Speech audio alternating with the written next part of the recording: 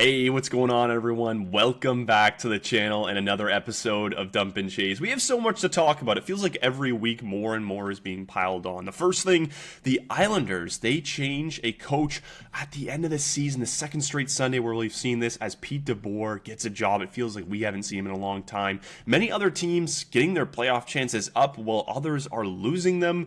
And, of course, a lot of big interesting news going on here when what is 4, 5, and sometimes for other teams 6 games before we see playoffs. It's going to be a very fun finish to the end. So let's talk about it all today. But if you have not already, make sure you go like, subscribe, ring that bell, and comment. I want to hear what all of you have to say because I might miss something and there might be something that you want to talk about. So I want to see what all of you have to say for that. But let's not waste any more time. Let's get right into the video. Okay, and the first thing that we are going to start off with is Pete Deboer. He is hired as the new head coach of the New York Islanders with 4 games left in the season.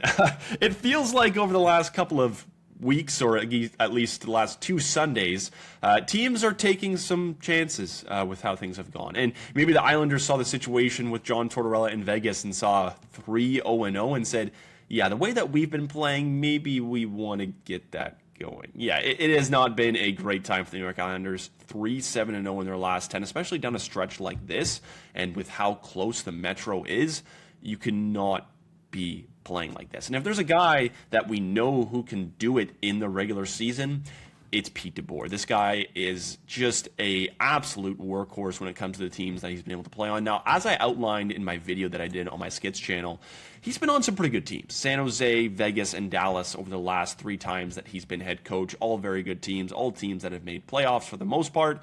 But yeah, it is a little bit confusing considering that with the New York Islanders, who really weren't supposed to be a team this year, they buy a bit. They trade for Andre Palat, who does have a pretty bad contract, but adds some veteran experience. They go and dish out a lot of assets to go and get a guy in Braden Shen. But of course, this is the Matthew Schaefer effect, a guy that has been putting up points left, right, and center, who's been very good, who has willed this team, along with arguably Ilya Sorokin, to get them to this spot. Now, is Pete Deboer going to be able to push this team to a Stanley Cup? No. Are they a Stanley Cup contender? No. But are they a playoff team? Arguably, yes. There are a lot of teams that will probably not make it in the East that are going to be there. It's just more of the matter of where can they go from here. Now, Pete Deboer, again, as I outlined before saying all this, he has been a very good regular season coach. But when it comes to the playoffs, well, not as good. This is a guy who has struggled to get his team over the hump, been to conference finals before, but again, for a dude, and correct me if I'm wrong, doesn't lose many game 7s, or maybe none at all, hasn't really been able to push his team to that because they've always lost, at least what it feels like, for the last years before, prior to that, meaning that either his team's just not stepping up, he's not putting them in a position to win, and it's not good. Now, I think a lot of people will bring up the fact that, remember that Jake Ottinger situation? I personally wasn't a fan of that, the way that he handled it, but it felt like at that point, even after 3 seasons, it just wasn't great. Now, I think a lot of people are a little bit nervous now because is this going to affect the guy in Ilya Sorokin? Look, I think a lot of his success has been he's a good goaltender, and shout out to the goaltending coaches there that have done a really good job. And I'm blanking on her name, but a very good sports psychologist. I should have probably had it up, but I just thought of this on the spot right now. He's had a lot of good people around him and played pretty well. I don't think Pete Deboer is really going to mess that up. But again, think what you would like to think. Now, on the other half of this, there's Patrick Waugh, who is fired, and he has 2 years left on that deal with the New York Islanders. So, of course, they said, yeah, we need to turn this ship around. Now, he didn't really have amazing success with the Islanders. It was very okay at best. Like they lose 4 games to 1 in 23-24 after he's brought in. They go 20-12 and 5 in that time for 45 points. Last year, again, they don't make it. They get Matthew Schaefer. This year, a little different considering everything. Like they're 42, 31 and 5, 89 points. It is a little mind-numbing considering that he was there. But again, when you're trending in a bad direction like that, you don't want it to continue. Now, I don't think this is going to be like the new kind of mantra for hiring coaches. If things just go awry, just ship them out. I don't think that's how it should go, but I think we're all pretty aware of how long coaches have been lasting in this league. And, we talked about it last week with the tenure for that. I made a graphic after John Tortorella was hired, and Bruce Cassidy was shut out the door, right? There aren't many coaches in this league that are up there, right? The biggest one is John Cooper, who's been with the Tampa Bay Lightning, signed an extension recently. He's been there for about 13 years and has done very well in his time in Tampa Bay. They've always been successful. They're a little bit older. We'll see how that goes over the next couple of years, but a very good coach, and I wouldn't be surprised if he's there for even longer than that extension goes. But outside of that, you have some other guys, off the top of my head, Ron Brindamore, who's been in Carolina for a while. I don't know how long his leash is considering everything that's happened there and their success. But yeah, you don't see many. After really just the top 5, maybe even just top 3, it's 5 years, 4 years, a lot of 3s, right? You don't see this length, this longevity of coaches. So yeah, for him, he's a very run and gun coach. The Islanders are not that. They're an older team, a lot more defensive. That's how they've played for a long time. It's pretty much been instilled in that organization to play like that and then maybe get some offense. But yeah, is Pete Deboer going to be able to will this team into a playoff spot in 4 games? Possibly. It's very close. The Metro is very close. So you never know. But at the end of the day, this isn't a team that should have bought. I think a lot of people knew that and saw that when it happened. But that's the situation it is right now. You kind of have to go after that. So we'll see how they do. But yeah, Patrick Waugh out, Pete Deboer in. To start off the podcast, not too shabby, considering everything. The next one here, and I wanted to kind of preface this by saying the Detroit Red Wings had a very big point lead. Very big point lead. Last night, they lose, or I guess yesterday, they lose 5-4 to the Minnesota Wild in a game where they were down 4-1. 4 second period goals by the Minnesota Wild. The Red Wings, they shoot back in the third period, and it is a late goal by Cole Kaprizov within 2 minutes of the final third period, where he just says, "Yeah, I'm going to call a game power play goal. Can't be taking a penalty at that time." And now the Detroit Red Wings playoff hopes they're not holding by a thread, but if they continue to play the way that they have been playing, it's not going to be great. Now, I'm not going to say that Detroit has been absolutely terrible. You look at their last 15 games, 5-9-1, that can't happen, but they've only been outscored 47-40, right? These are a lot of close games. If we just look over here, 5-4, 4-2, 3-2, 4-2, 3-2, 4-3. These are a lot of close games, whether they win them or lose them. Even the one that they won against Montreal, 3-1, right? And I'm picking at games here outside of the ones that are 5-3 against Philly or 4-1 against the Rangers, right? Of course I'm going to be picking, but this is also to outline the fact that, yeah, there are going to be games that you're going to lose. However, a lot of these maybe could have went different ways, right? Maybe Detroit does make that comeback if they go to overtime. Or if they don't take that penalty, what happens in those last 2 minutes? It's a lot of what ifs, but this is the case that we're sitting in right now for Detroit. And right now, they sit just outside the playoffs, 88 points. They've played 77 games. It's not like anyone has a massive game in hand on them. Right now, the Islanders would be that team who we just spoke about that would be in the worst spot because they're in 89, but they've played 78 games, one more than Ottawa and Columbus and Detroit. You're just not really going to be able to see that for them. It's a little bit more dim. But for the Detroit Red Wings, I like their team more. I think that they have the effort and the depth to do it. Maybe not the depth right now, but I think they can step up enough to get them in. There's also a guy in John Gibson. Last 10 games, he's had an 896, 4-5-1. This is a guy who has essentially willed them to a playoff spot right now. He's put them in that position. Now, over the last bit, maybe because of the overuse for a guy like John Gibson, he has not really been able to get there, right? This guy's played 53 games this season. And there's been a lot of other goalies that have done that. That's not to single him out. But when we talk about where you have to go from here, if you're John Gibson, right? Like his last couple of games, very inconsistent. Philly losing 4 goals on 21 shots. The Rangers, 3 goals on 19 shots. Had a really good game against Philly, but then has a stinker against the Penguins.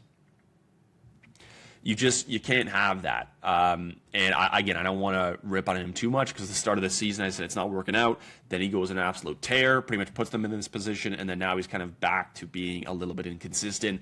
A good game, some bad games kind of happens. That's not all on him, but again, he's the guy between the pipes, and sometimes you do have to kind of share that blame. Again, going back to the standings here for the Detroit Red Wings, it's just going to be very hard for them if this is how it's going to continue, right? If you're going to be inconsistent, if it feels like you're not going to be able to put yourself in a position to win, then where are you really going to be at? Because at this point, outside of the Metro, because that's where the swing's going to happen. It feels like Pittsburgh's going to make it, so now you're sitting here and saying, okay, the 3rd spot in the Metro's open and possibly one of the wild cards. So are the Flyers going to hold on to that 3rd spot and play the Penguins in the first round? That would be a really fun matchup. I'd actually love to see that. If that's the case, then you're looking at, okay, if Boston doesn't really feel like they're going to slow down in these last 4 games for them, then there's 1 spot left, right? If you're Detroit, there's quite literally 1 spot left, and Ottawa's in front of it. So, in the East, you're not going to be getting in the top 3 in the Atlantic. It's just not happening. You're not getting there. But where do we go from here? Because you got Columbus, Detroit, New York, Ottawa, and let's just say Philly, because they're right there too. They're at 90. It's not like they can't fall out. And even if you want to say Washington as well, they're at 87. They have 4 games left. They would have to have some type of miracle to get in. Like that loss to the New York Rangers. I don't care if you sold, like one of your better defensemen in John Carlson. I don't care if you feel like the season was. That can't happen. That type of effort can't happen. So this is just like the West, and we'll get to the West probably at the end when we talk about a couple of the teams, but there is 0 room for error, right? Like even if we go to Detroit right now and we say, okay, what does their schedule look like? I didn't have it pulled up, but just to see. These are big, big games. Columbus on Tuesday, Philly on Thursday. And then you got 3 games left. New Jersey, very winnable. Tampa, that's going to be a hard one. And Florida, who's not been good this year, who we will talk about, who is dealing with a lot of injuries. They're still going to play hard. That's the way they do it. But you got to win those games, right? Losing to Minnesota, I think a lot of Red Wings fans probably could have stomached that if you won against the Rangers. Because that was the game you were supposed to win. Minnesota is a good team. They're battling for home ice against Dallas. But that right there is where you say, okay, you have to have a bounce back game. That did not happen. They almost did it, but they put themselves in that position to lose. 4 second period goals is a no-no. Like it just, there's no reason for that to happen when you're trying to bounce back. It's not to say Minnesota's not a good team and like they couldn't do it. It's more or less of Detroit can't let that happen. And now you have 5 games to right this in what is still a very close East. No one's really put themselves out of it. Columbus has slowed down a bit considering how they were looking and how they put themselves in this position. Shout out Rick Bowness. But yeah, 2 critical games. And I can tell you right now, Columbus and Philadelphia are not going to be going easy on you. They know those points just as much as you, and they know that last playoff spot means a lot more to them than it does to the other side. So you got to make this happen. Like it is so critical for Detroit to be able to say, yeah, we got to lock in. Their starters got to be there. That means Larkin. That means DeBrincat. That means a veteran presence in Patrick Kane. That means Mo Seider playing a ton of minutes. That means John Gibson being on his game. That means Lucas Raymond. That means everyone from the top to the bottom, from coaching to management. Everyone has to be locked in. That has to be the mindset there. I'm sure that's what they're saying right now. But again, you got to reiterate it. You got to say, it's not to make you nervous. It's to say, look, play your best game, do what you can, and you got to hope for the result. Maybe even will it to existence. For Detroit, really tough. Now, going from the one team that is kind of, it's in a rough spot, to another that's still in a very close, it's the Philadelphia Flyers. They went 2-1 against the Boston Bruins in a game where it didn't matter a whole ton for Boston. Like, I mean, every game here matters for them. I don't think they're going to catch or be in the top three. I feel like this is going to be a first wild card finish for them. Shout out to the Bruins, who no one really expected them to be there, to be honest. Like, this kind of turnaround after last year is nuts. But I think that says so much about their culture in the room and what they have fostered over the years. Shout out to them big time. But they lose 2-1 to the Flyers in overtime. Big points for the Flyers, who did not grab just 1 but 2 points. And again, that puts them in the third spot in the Metro, facing off against the Penguins right now if the season were to end. They still have 5 games left, but what a game this was. A solid game for the Flyers. They deserve to win this one. And there's Porter Martone. 3 points in 4 games so far in his very early NHL career. Last night, 2 points, one of them being the overtime goal. And I will say, look, maybe this is just me, because I do, when I play and I score a big goal, I like to sell you a bit. I was kind of annoyed he wasn't able to do his big show there. Like first goal, so hype. I was excited. But we didn't really see that. Still really cool. Very good game. He's been impactful, and that shows with his stats. They have really leaned on him. Talking about a top prospect for the Philadelphia Flyers, it is so probably refreshing for Philly and their fans to see something like this, especially after the Cutter Gauthier situation. And the quote, and I don't have it pulled up here, but he pretty much said, like, you can see how passionate this fan base is, right? That probably feels amazing. So good for Philly. He has been putting shots on net. I don't know how physical he's been. I haven't looked at his hits or blocks or just his grit kind of stats. But, in one game when you have 9 shots on net, pushing for offense, seen an apple in that one. Obviously the game winner against the Bruins. This is the type of impact that you're looking for, right? Like, if you want to go right back to 2023 with Matthew Nyes and what he was able to do for the Toronto Maple Leafs, and to years past where some guys walk in and they're an impact, Cole Hudson for Washington, I think he's looked pretty good so far. Obviously, there's going to be little bumps in the road. We've seen that a little bit with Porter Martone, but he's really outplayed that kind of negative aspect, where people, if you want to nitpick, it's like, okay, this could have been better, this could have been better, but all around, he's looked really, really good. You can't hate from what you've seen from Porter Martone, but also the Philadelphia Flyers, 10-4-1 in their last 15 games. I talked about in a video of 3 teams that are making the playoffs interesting right now. The Flyers were one of them. Guys in like Noah Cates, Trevor Zegras, Travis Konechny, everyone that needs to step up is doing that, and they're also getting some scoring depth, which is exactly what you're looking for. Now, Samuel Ersson has had a really tough season, but he's also had a pretty nice last couple of games. So I'd like to really highlight him, because Dan Vladar this season has been pretty solid. All things considered, his numbers have went down a little bit. You can't just keep playing at that same consistency. He's never really been a starting goaltender. That's really what he is for the most part here.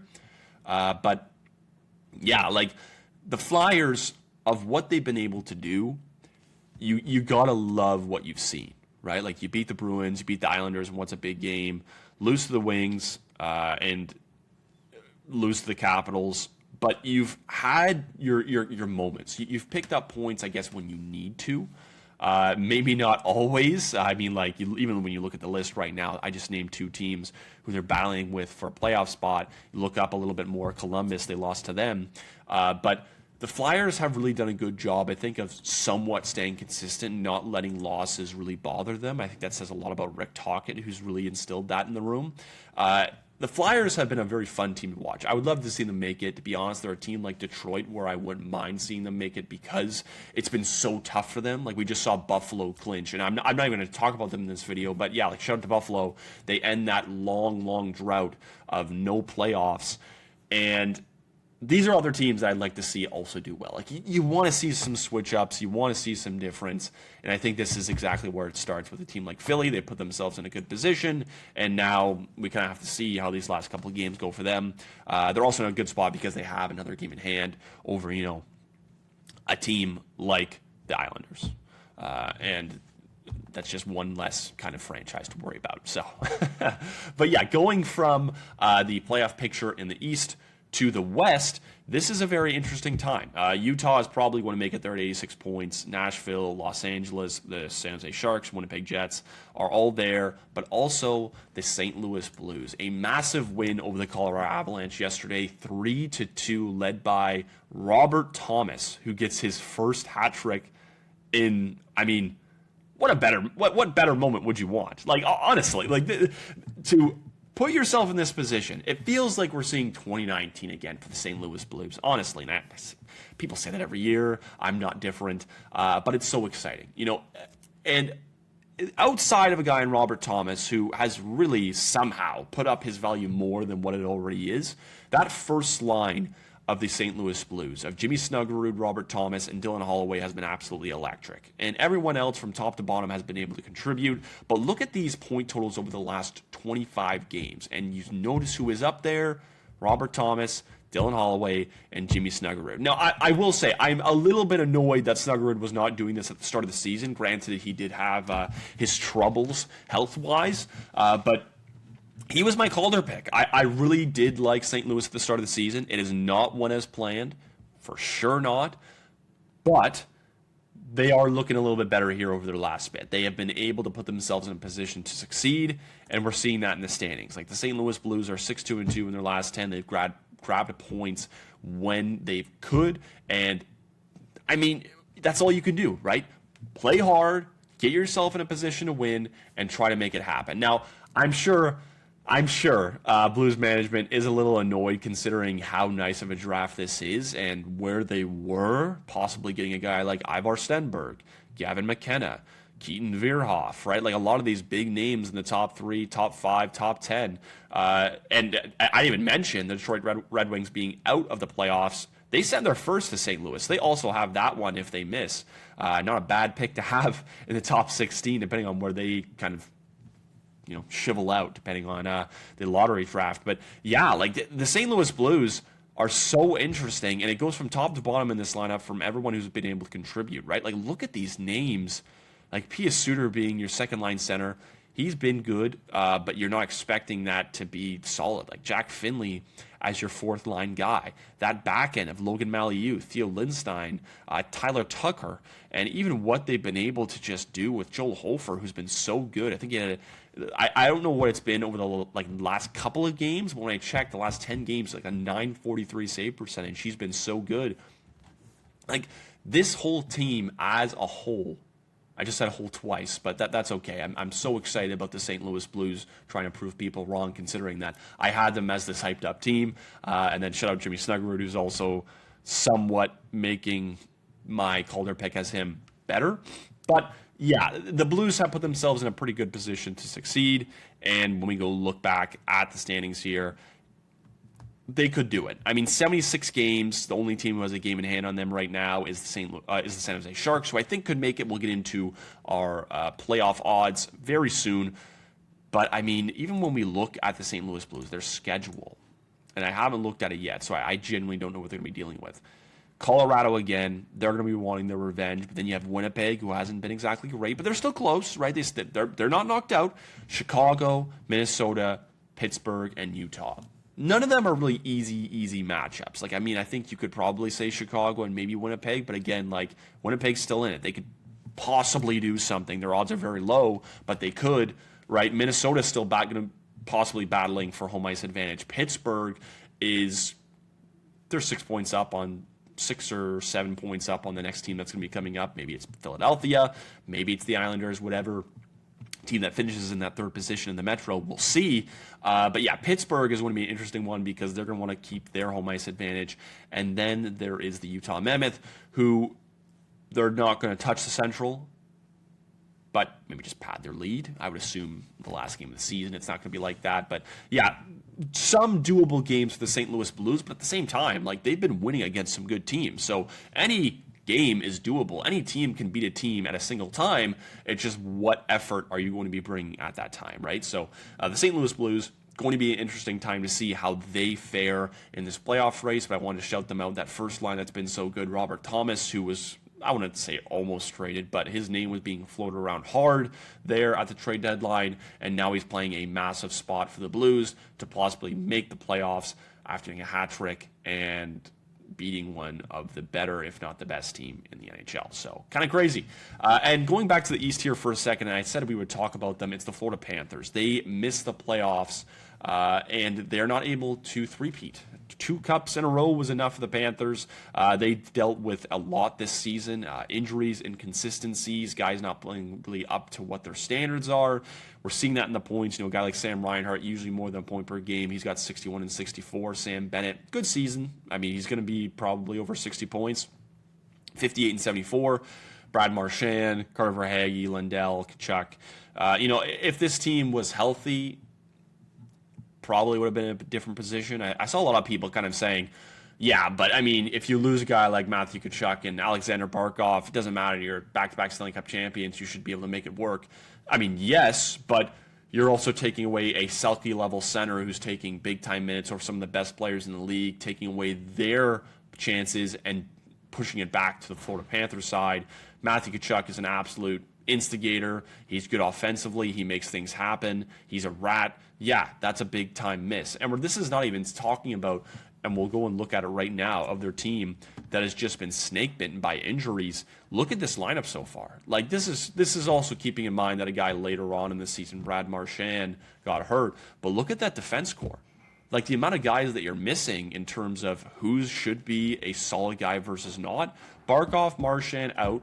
You're losing some good depth guys in, Evan Rodriguez. I guess Lundell's out. I even noticed that. Aaron Ekblad, Gadjevich. Like, these are good players. And even for a guy in Sergei Bobrovsky, he has not been that great this year either. It's not like he's been solid. So when you look at what we've been able to do for the NHL, like what the Panthers have been able to do over the last couple of years, nuts. But to expect them to do that again with an .878 save percentage, again, with how things have went, it's not going to happen, right? Like, it just happens these types of years. But also worth noting that the Florida Panthers, who are now in this position, have a top 10 protected pick that they're probably going to be able to use at this upcoming draft. Very nuts, and add a top 10 talent, which is so unfair considering everything, but that's Panthers hockey, baby. It's how it goes. Last thing I wanted to talk about here is the NHL wildcard teams playoff odds. Now, if you might have already seen this on my Instagram before watching this video, or just seeing it for the first time now, if you haven't already, make sure you go on Instagram, go comment your thoughts there, or even on the comment section on this video. But yeah, it is going to be pretty close, right? There's a massive fall off between the Bruins and the Mammoth. Personally, I think those two teams are just set and locked in. But you look at Ottawa, 42%. They're just ahead in the East. The Predators, who are currently, I believe, holding the one playoff spot right now in the West, they are 81 points. But LA's right there. San Jose's right there with the game in hand, right? They haven't been able to do that. The Jackets, the Red Wings, we talked about how disappointing they've been. I think the Jackets are up there because, they have a chance to take the possibly third spot or a wild card spot, right? The Islanders are a little bit lower. I'm not as high on them right now just because of how they've been playing.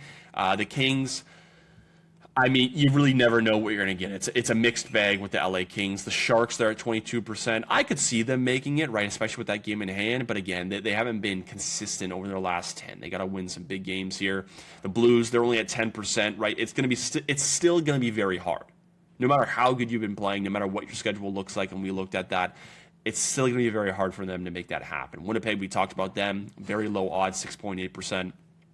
And then the Washington Capitals, 6.5%. They're only at 87 points. It's not like they can't do it. We'll go back to the standings here and just look at it quickly one more time. It's not like they can't do it. But, again, that means you have to leapfrog other teams who are also playing in Detroit, the Islanders, the Jackets, possibly Philly, Senators, right? Like, you got to make that happen. That's not tough. Or that's not tough. That is tough for the Washington Capitals. So, yeah, we'll have to see how that one exactly goes. But, yeah, they have the lowest odds right now. And, of course, the last time I did this, Seattle was in this talk. They've dropped out big time.